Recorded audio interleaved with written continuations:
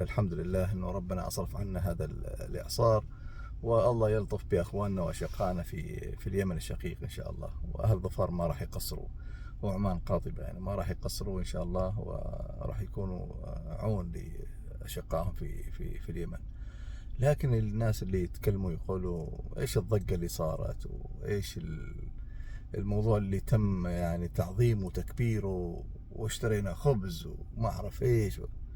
واحد يقول الحمد لله انه رفع عنا البلاء وبعد عنا الاعاصير هذه وخطورتها.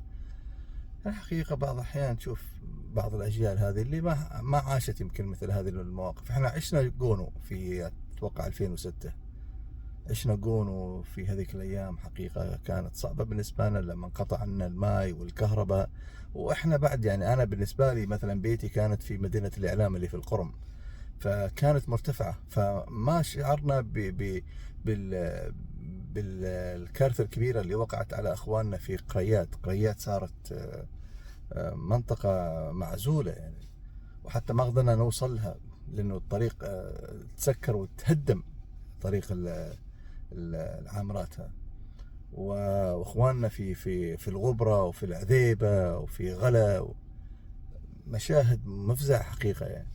حتى كنا نجلس إلى بعد 6 أيام و5 أيام و6 أيام عشان نروح إلى اللولو اللي موجود في الخوير، ونمسك الدور الطوابير من برا على مواقف السيارات عشان توصل داخل، وما يسمحوا لك إلا تاخذ 6 حبات ماي، وإذا تريد تزيد بعد لازم ترجع من أول وجديد إلى المواقف وتكون آخر واحد من الناس المنتظرين.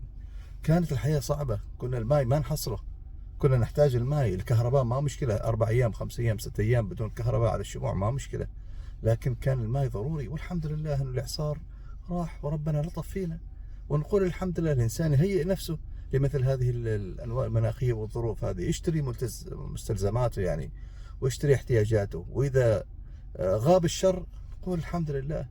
الحمد لله.